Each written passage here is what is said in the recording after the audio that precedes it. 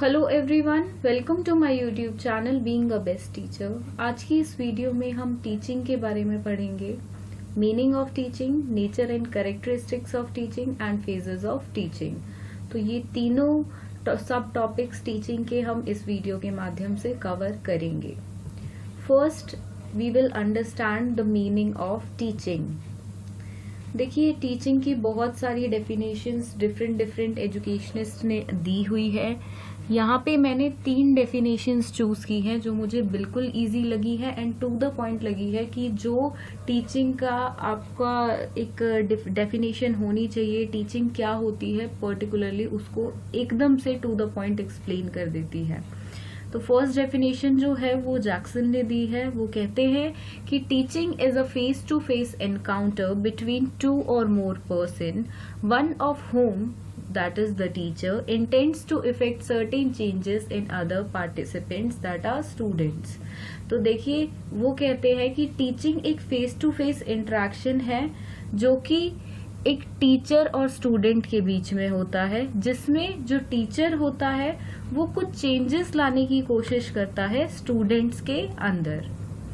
अगली डेफिनेशन है H.C. Morrison की। वो कहते हैं कि teaching is an intimate contact between more matured personality and a less matured one, which is design to further the education of the latter. देखिए, H.C. Morrison कहते हैं कि टीचिंग एक ऐसा कॉन्टैक्ट है जो एक ज्यादा मैच्योर पर्सन से कम मैच्योर पर्सन के बीच होता है। मतलब जो ज्यादा मैच्योर पर्सनालिटी है वो कम मैच्योर पर्सनालिटी को कुछ टीच करता है। एंड ये क्यों होता है? ताकि एजुकेशन बनी रहे, फर्दर एजुकेशन होती रहे। एजुकेशन का जो ट्रांसफर है वो जनरेशन वाइज या बोल सकते हैं आगे फ्यूचर के लिए हो पाए। Next is according to B.O. Smith, teaching is a system of actions intended to produce learning. तो B.O. स्मिथ कहते हैं कि टीचिंग एक ऐसे सिस्टम, ऐसे एक्शंस का सिस्टम है जो इंटेंड करता है, जो ये लाना चाहता है कि कुछ ना कुछ लर्निंग हो, कि कुछ ना कुछ उस एक्शन से लर्निंग हो। तो टीचिंग बेसिकली वो सिस्टम है एक्शंस का जो प्रोड्यूस करता है, उत्पन्न करता है कुछ ना कुछ लर्निंग। तो इन तीनों डेफिनेशंस में भी से जो भी आपको इजी लगे, आप एक या दो, ज्यादा से ज्यादा 2 आपके लिए इनफ है, क्योंकि डायरेक्टली डेफिनेशंस क्वेश्चन में नहीं पूछी जाती हैं। बेसिकली जो क्वेश्चन आता है वो मीनिंग ऑफ टीचिंग क्या है ऐसे आता है, एंड इसमें बेसिकली आप 1-2 डेफिनेशन लिख देते हैं तो that are very sufficient. Next देख लेते हैं what is the meaning of teaching. Teaching has its own types, its own elements and its own regularities। तो देखिए, टीचिंग के अपने टाइप्स होते हैं, अपने एलिमेंट्स होते हैं और अपनी ही रेगुलरिटीज होते हैं। रेगुलर बेसिस पे कब कब टीचिंग होती है तो वो अपने ही इसके सारी चीजें हैं, टाइप्स भी, एलिमेंट्स भी, रेगुलरिटीज भी।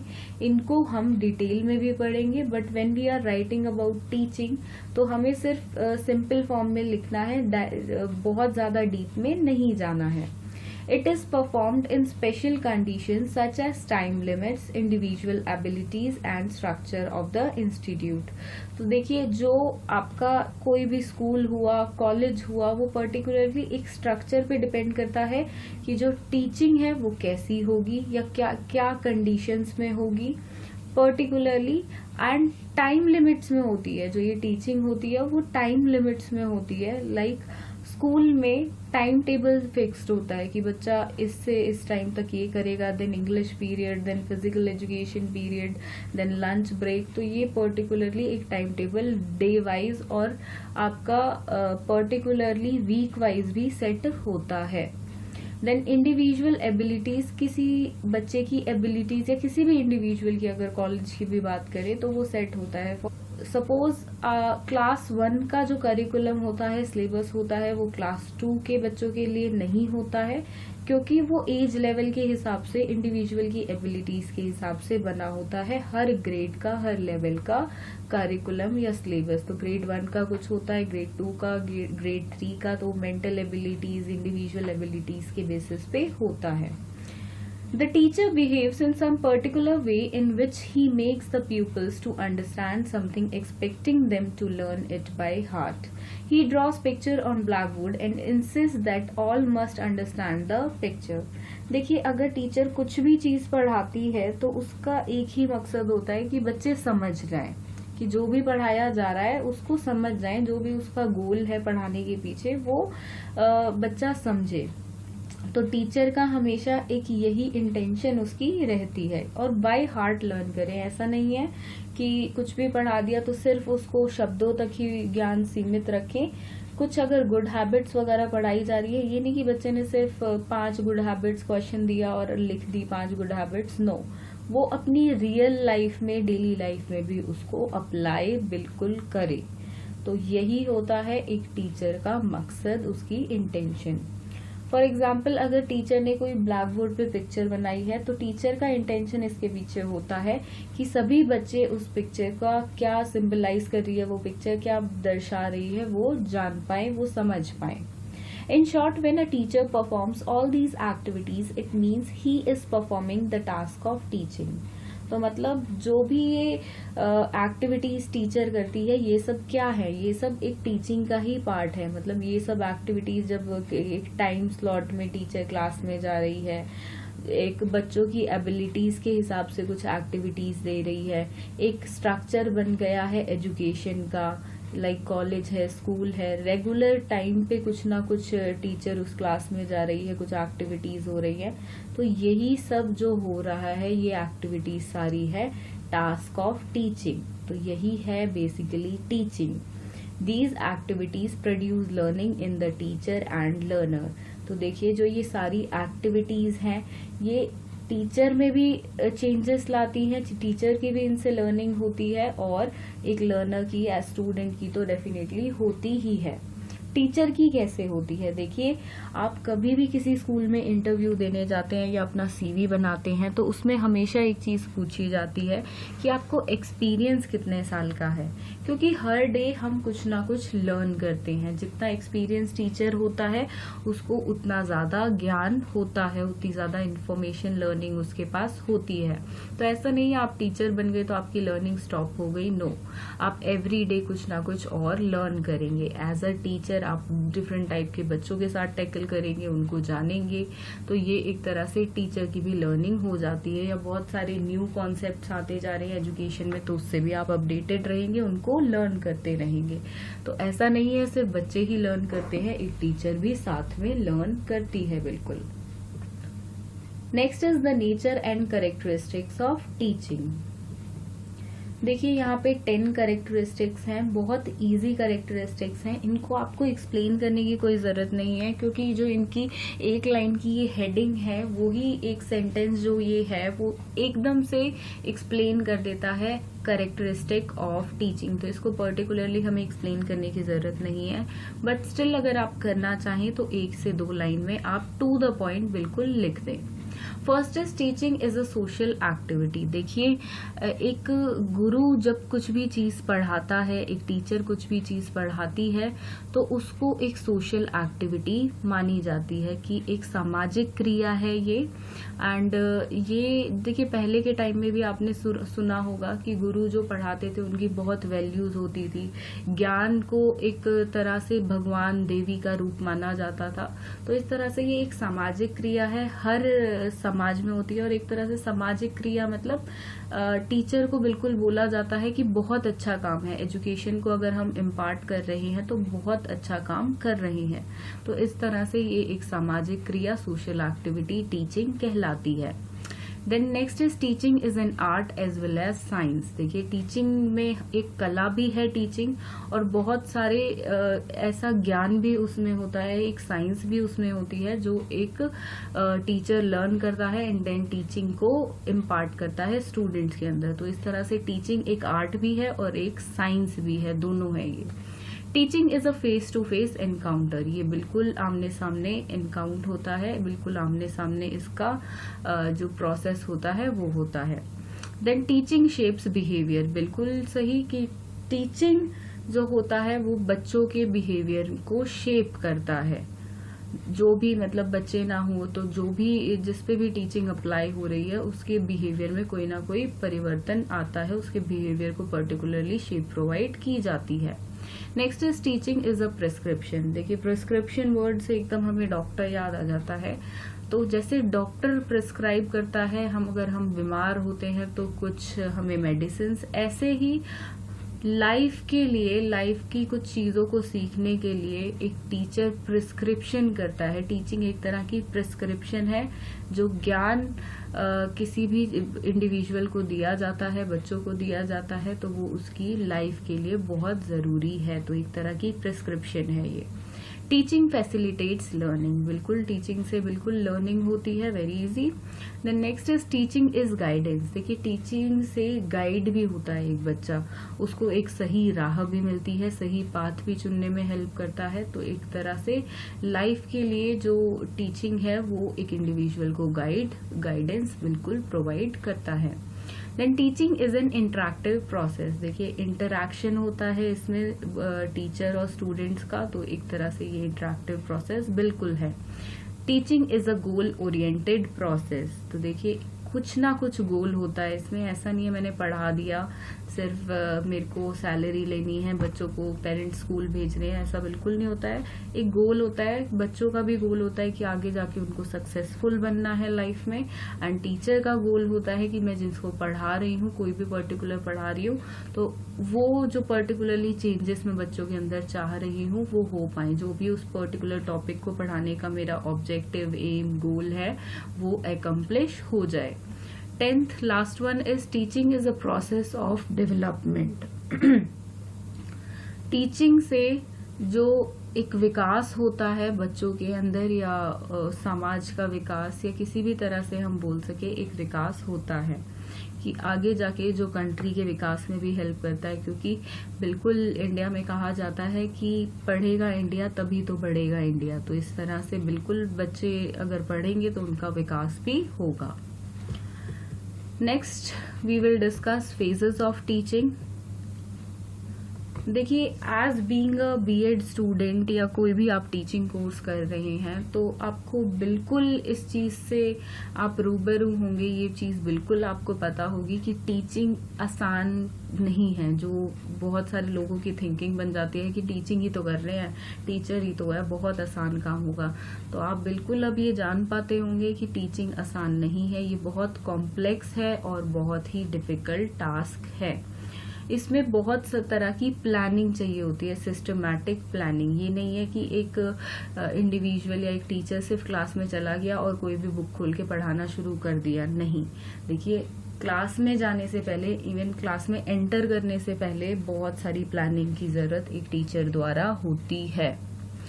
अब जो ये प्लानिंग की जरूरत टीचर के द्वारा होती है कि वो एक सिस्टमैटिक प्लानिंग करे, वो होगी बहुत सारे स्टेप्स में, और इन्हीं स्टेप्स को बोला जाता है phases of teaching.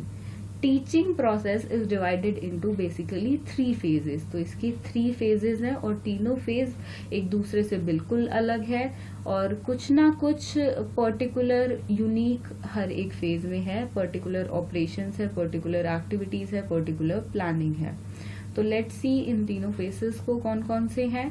So phases of teaching, first one is pre-active phase, then the interactive phase, then the post-active phase, that is the last one. तो ये 3 phases हैं। देखिए जब आप एग्जाम में क्वेश्चन अटेंड करें तो ये आपके पास डिजिटल नोट्स हैं यहाँ पे, जिससे मैं आपको ये कॉन्सेप्ट समझा रही हूँ। तो जो भी आप अपने स्क्रीन पे देख रहे हैं तो आप बिल्कुल ऐसे ही इस क्वेश्चन को अटेंड कर सकते हैं एग्जाम में। ये आपके एक तरह से कंप्लीट नोट्स हैं। देखिए नोट्स वही नहीं होते जो हैंड रिटन होते हैं। आज के टाइम में वी सेव पेपर, तो बिल्कुल अच्छा है कि हम कंप्यूटराइज्ड प्रिपेयर्ड नोट्स हैं आपके, आप चाहें तो स्क्रीनशॉट ले सकते हैं। एंड जैसे यहाँ पे मैंने फ्लो चार्ट बनाया है, ऐसा आप भी अपने एग्जाम्स में जरूर बनाएं एंड टू द पॉइंट लिखें, एंड जितना हो सके आप बुलेट्स का यूज करें। ये नहीं है सिर्फ आपने पूरे पेज पे पैराग्राफ लिख दिया, ऐसे बिल्कुल नहीं करना है। आपको पॉइंट वाइज लिखना है, प्रॉपर हेडिंग्स को हाईलाइट करना है, एंड हर एक आंसर में कम से कम एक तो फ्लो चार्ट आप जरूर ही बनाएं। तो जैसा ये फ्लो चार्ट है, phases of teaching, then 3 उसके phases, pre-active phase, interactive phase and post-active phase. Then एक एक करके अब हम इन्हें discuss करेंगे. First is pre-active phase of teaching. इसको planning stage भी कहा जाता है. देखिए, जो प्लानिंग स्टेज होती है वो क्लास में जाने से पहले की फेज होती है. मतलब जब टीचर को क्लास में जाना है किसी पर्टिकुलर टाइम पे, किसी पर्टिकुलर पीरियड में, क्या पढ़ाना है, कैसे पढ़ाना है, क्या क्या सामग्री यूज होगी, एड्स यूज होंगे, तो वो सब टीचर ये प्लान करता है.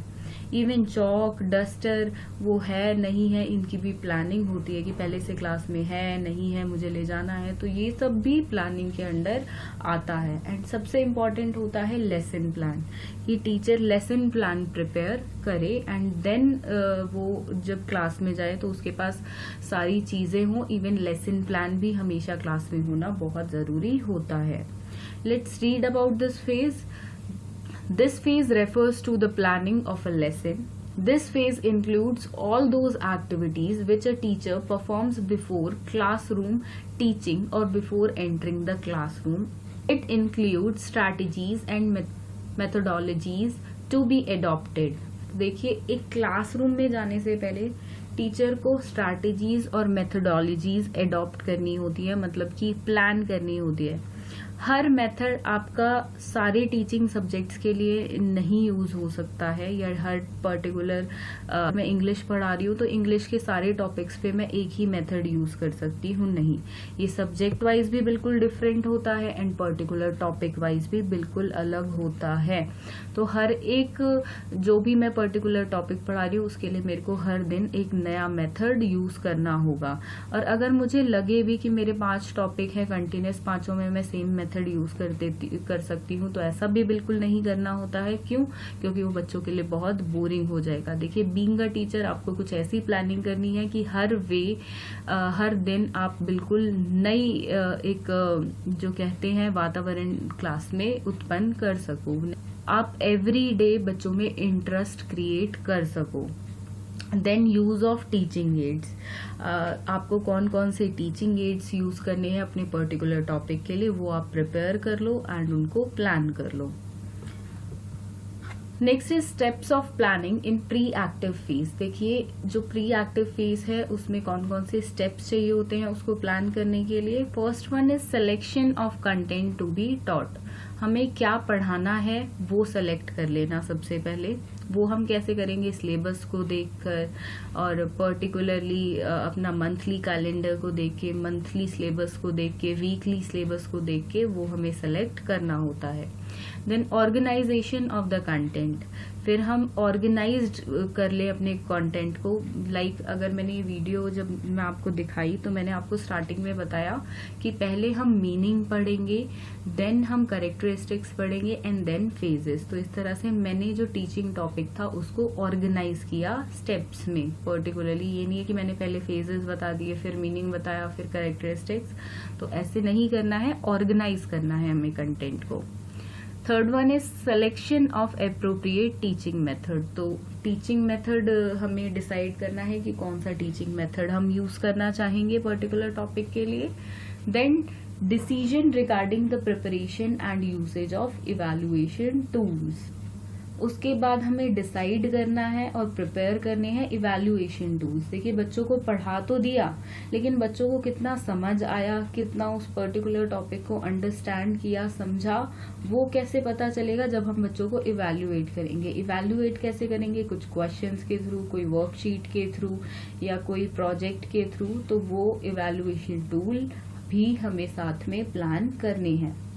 Next, suggested activities in pre-active phase, determining goals and objectives. कि एक टीचर ऑब्जेक्टिव्स और गोल्स को डिटरमाइन कर ले जो भी पर्टिकुलर टॉपिक के हैं.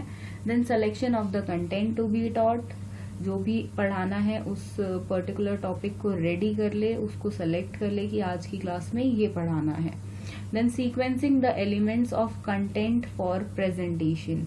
अब कंटेंट रेडी कर लेना है प्रेजेंटेशन के लिए कि क्या क्या चीज़ों की ज़रूरत पड़ती है एंड क्या क्या कौन कौन से सेंटेंसेस यूज़ करने हैं. अगर ग्रामर पढ़ाया जा रहा है तो तो बेसिकली चार्ट, फ्लैश कार्ड, जो भी जरूरत पड़े उन एलिमेंट्स को बिल्कुल सीक्वेंस कर लेना एंड उनको तैयार कर लेना।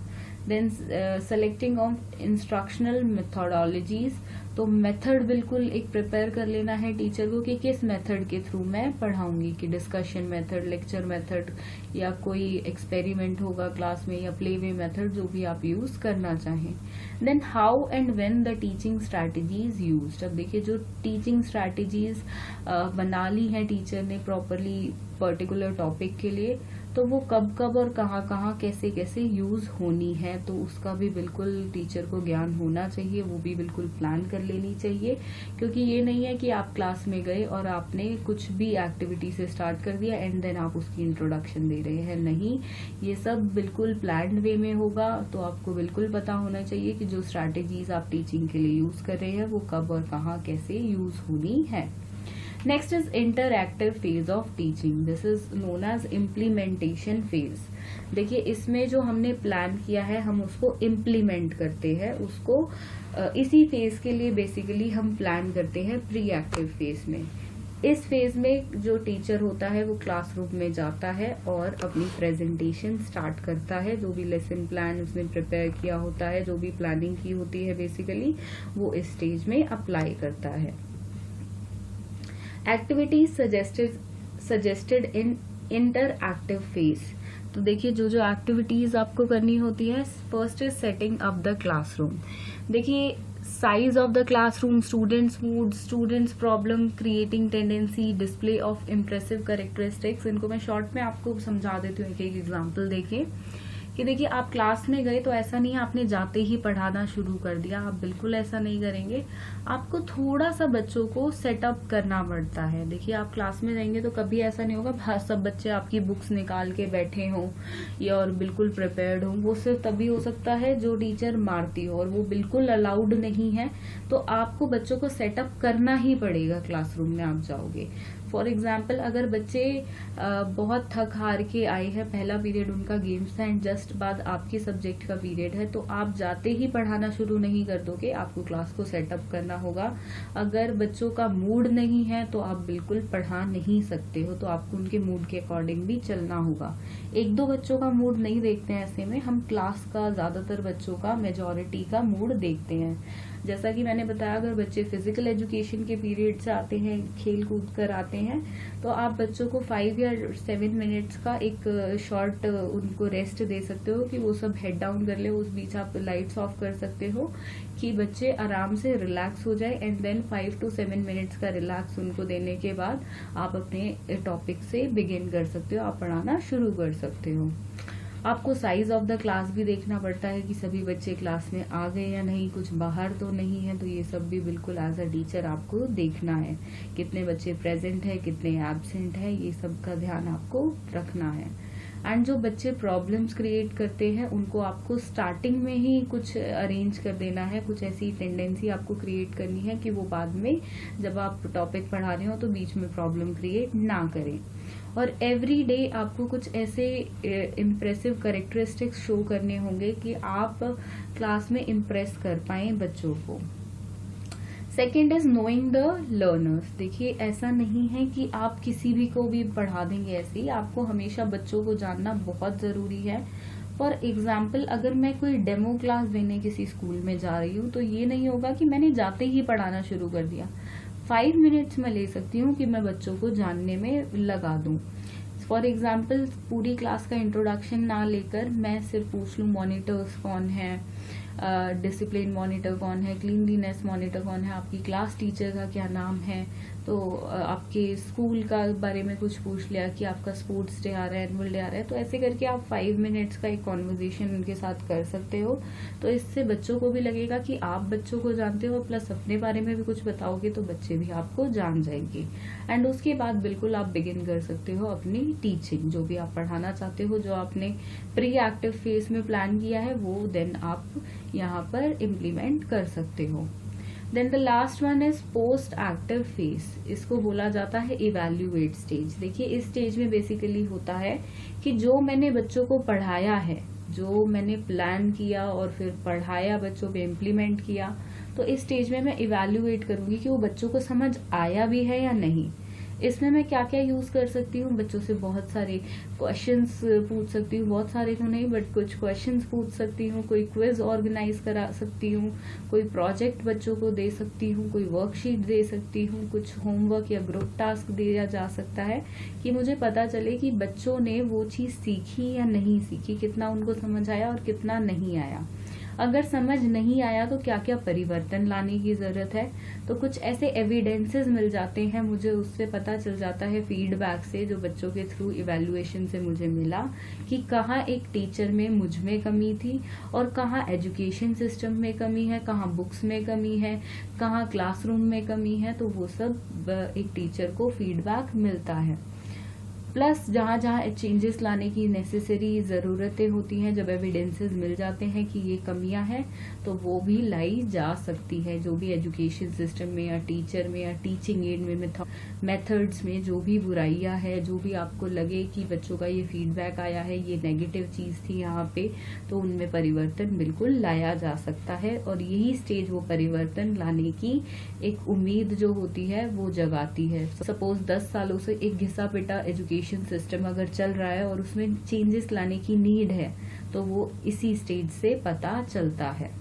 Concern activities of post active phase. First is evaluation activities. देखिए इवैल्यूएशन एक्टिविटीज हो जाती हैं कि कुछ टेस्ट बच्चों को दे दिया, क्विज ऑर्गेनाइज कर ली, ऑब्जेक्टिव टाइप क्वेश्चंस दे दिए, या कुछ क्वेश्चंस वगैरह रिटन फॉर्म में भी बच्चों को दिए जा सकते हैं। तो basically test, quiz, observing students यही इसमें आता है।